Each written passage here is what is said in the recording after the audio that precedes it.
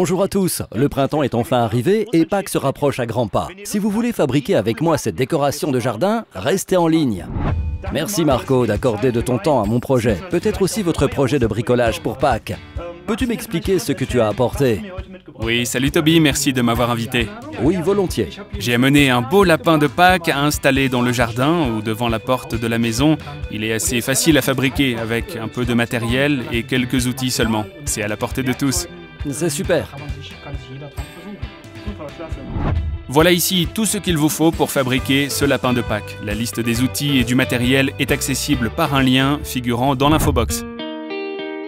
C'est parti, commençons par tracer les contours. Nous dessinons tout d'abord le lapin que vous pouvez télécharger.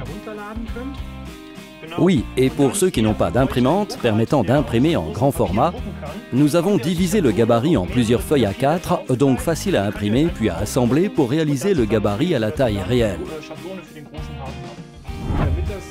Pour vous aider à tracer les contours, vous pouvez coller les feuilles imprimées sur du carton pour que le gabarit soit plus solide.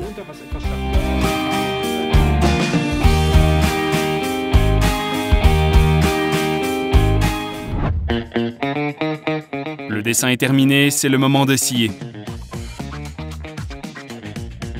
Voilà Marco, le lapin est dessiné. Quelle est l'étape suivante? Oui, c'est le moment de passer à la découpe.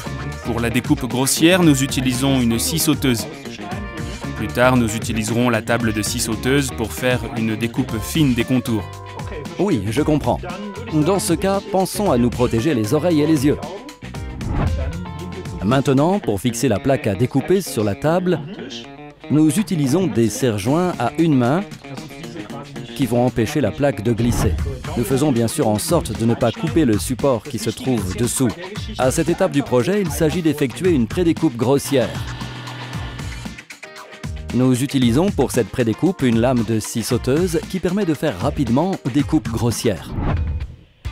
J'utilise donc une lame pour coupe grossière qui va me servir à découper grossièrement les contours.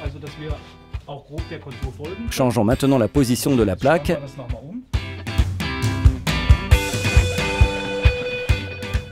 Et finissons la découpe.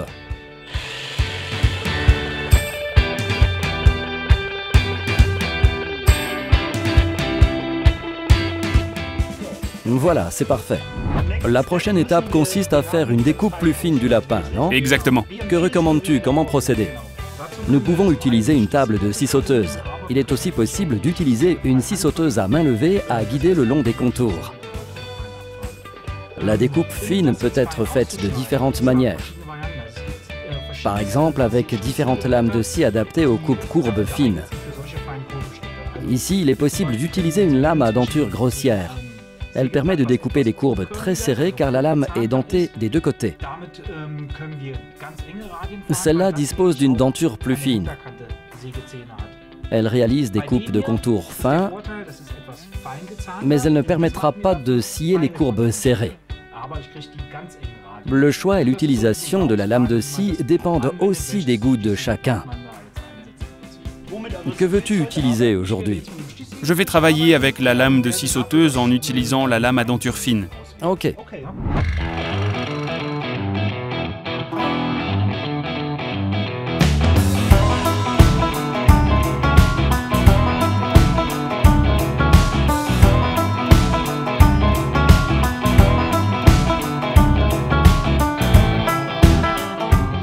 Merci Marco, c'était vraiment simple comme bonjour. À la fin de la première étape, le résultat est déjà super. Mais il manque encore une chose à notre lapin, n'est-ce pas? C'est vrai, il manque le socle. Nous allons le découper dans la même plaque qui nous a servi à faire le lapin. D'accord, quelle taille doit avoir le socle? Nous allons faire un socle de 20 cm sur 20 cm. Pas la peine de le découper au millimètre près, l'important est de pouvoir ensuite poser un pot de fleurs dessus et de le fixer au lapin. Pour tracer les lignes de découpe, j'utilise l'équerre multifonction. Elle est simple à utiliser et je peux tracer mes lignes avec son repère de marquage, comme ça. Je renouvelle l'opération de l'autre côté et trace le trait comme ceci. Je répète, il n'est pas nécessaire que les dimensions du socle soient ultra précises puisqu'il ne sera pas visible par la suite. L'important c'est que le lapin soit bien dessiné. Il nous reste maintenant à découper le socle à la scie sauteuse ou à la scie circulaire selon ce que l'on a sous la main. Et voilà, nous avons notre socle. Parfait. Voici le lapin et voici le socle. Nous continuons avec le ponçage. Quelle est l'étape suivante pour fabriquer notre lapin? Il nous faut poncer le tout, donc poncer la surface, poncer proprement les bords pour que tout soit lisse et régulier.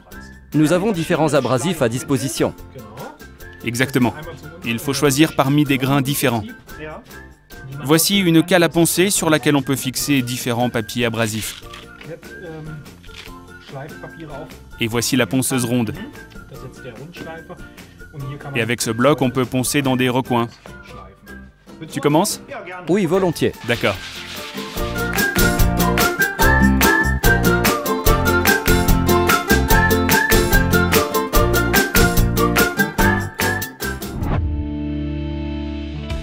Préparons maintenant la connexion par cheville. Alors Marco, le lapin et le socle sont poncés et il s'agit maintenant de fixer le socle avec le lapin. Exactement. Et comment faire? Nous utilisons une simple connexion par cheville. Avec ces chevilles que nous introduisons dans le socle et dans le lapin au moyen du guide d'assemblage bois à main levée. Oui. Voilà, et nous commençons par le socle. Nous perçons les trous d'assemblage. J'ai choisi d'utiliser un établi qui permet de bien serrer la pièce à travailler, ce qui est nécessaire pour cette opération. Voilà. Mais il faut déterminer la profondeur des perçages dans le socle et dans le lapin. Le forêt dispose d'une butée de profondeur réglable qui permet de modifier la profondeur de perçage. Et bien évidemment, je fais bien attention à percer une fois comme ceci et une fois comme cela. Mais ici, le bois est moins épais que là, donc je peux percer plus profondément ici. C'est à ça que m'aide la butée de profondeur. Tu peux me passer le guide d'assemblage bois? Bien sûr, le voilà. Pour régler la butée, il suffit de regarder à quelle profondeur veut-on percer. On peut le voir ici. Alors, où sommes-nous? Prenons donc une autre cheville et regardons si cela suffit. Le perçage n'est pas encore assez profond. On règle donc la butée au cas par cas.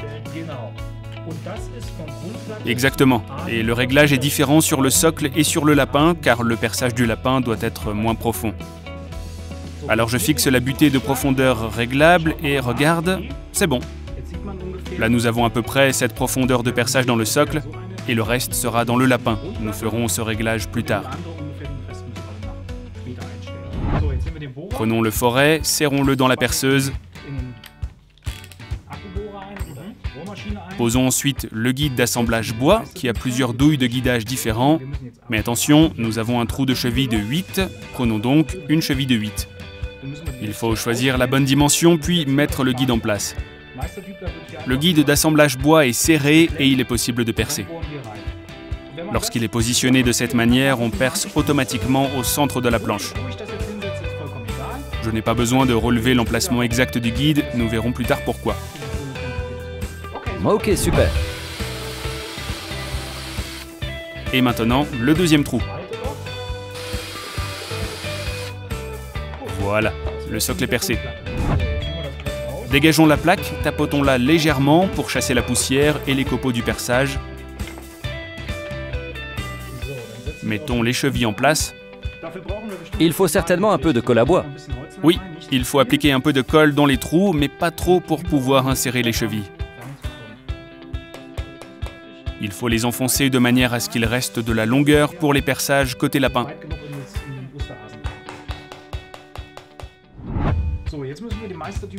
Réglons maintenant le guide d'assemblage bois sur l'épaisseur de la planche.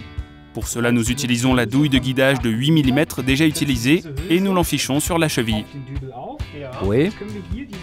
Cette butée-ci, il est possible de la régler. Nous la réglons sur l'épaisseur de la planche, nous la faisons glisser et la fixons ici. Je place le socle ici. On ne recherche pas une précision absolue, mais je veux me faire une idée de la position du socle. Je prends le guide d'assemblage bois avec la butée réglée. Oui. Je le pose ici et je peux positionner la planche. J'ai ici la ligne dessinée sur laquelle m'orienter, car je sais qu'elle représente environ le milieu, Et j'ai donc à peu près le bon réglage pour la distance au sol. Je bloque alors la planche. Le guide a une douille de guidage pour le forêt de 8, donc je vais me servir ici. C'est vraiment pratique. N'est-ce pas? Et je peux donc percer ici. Mais je dois tenir compte de la butée de profondeur du forêt que nous avons déjà réglée. Je ne peux pas percer aussi profondément que pour le premier trou car je transpercerai le lapin. Oui. Pour éviter cela, je modifie le réglage de la butée de profondeur. Je te montre comment faire. Tu vois? Tu peux modifier le réglage pour que le forêt ne traverse pas la planche.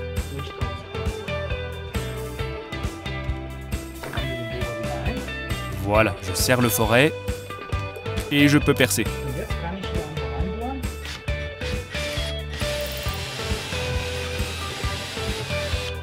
En ressortant de temps en temps pour évacuer les copeaux.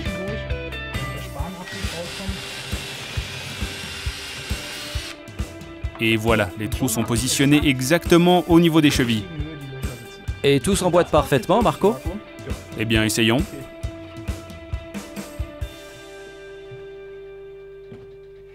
D'accord, c'est parfait.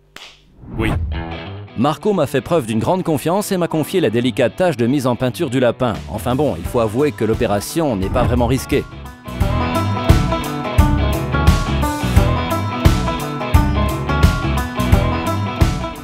Bien, pendant que le lapin sèche, profitons-en pour peindre le pot en terre. Nous avons opté pour le rouge, mais c'est encore une question de goût.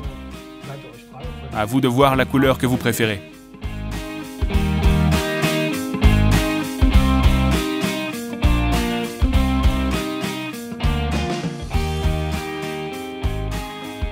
Et voilà.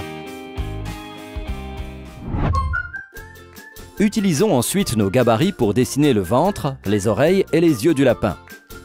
Pour cela, il suffit de suivre les contours, puis de peindre. Et voici notre œuvre d'art. Il ne reste plus qu'à l'assembler.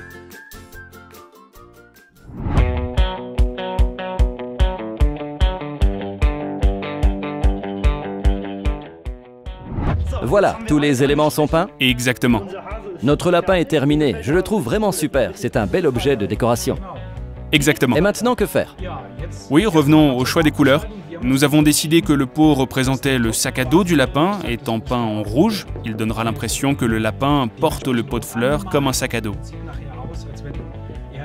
Mais maintenant, il s'agit d'assembler les différents éléments. Nous avons déjà presque quasiment installé les chevilles. Mais avant l'assemblage, une autre opération est indispensable car la plaque est posée sur le sol. Comme nous souhaitons installer notre lapin en extérieur, il doit être légèrement surélevé pour que le lapin ait les pieds au sec et que l'eau ne pénètre pas le bois en cas de pluie. D'accord.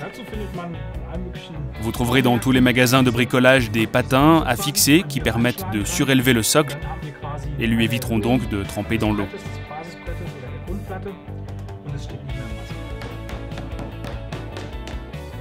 Voilà, c'est parfait. Et maintenant, encollons l'ensemble des pièces avec la colle à bois. Grossièrement, mais sans trop de colle pour éviter qu'elle déborde plus tard sur les côtés. Appliquez-la au pinceau.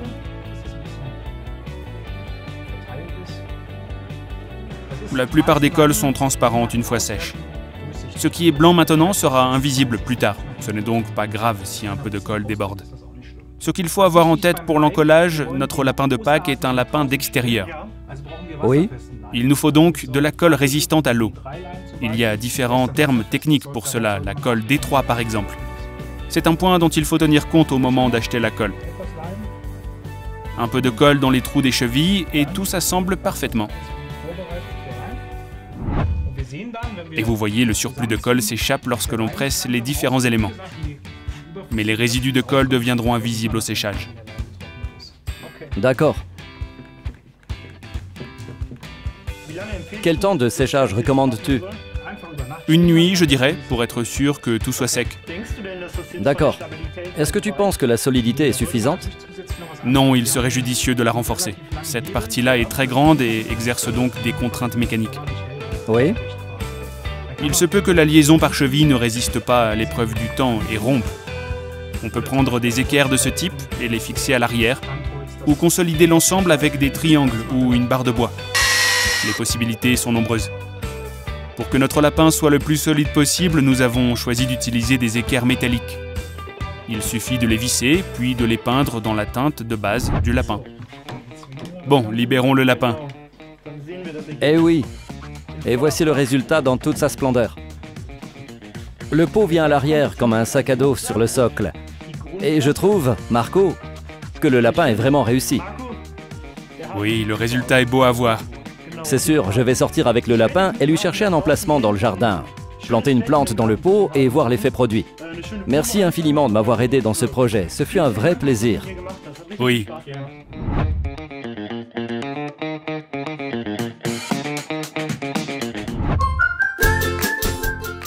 Je me réjouis de voir le résultat entièrement décoré.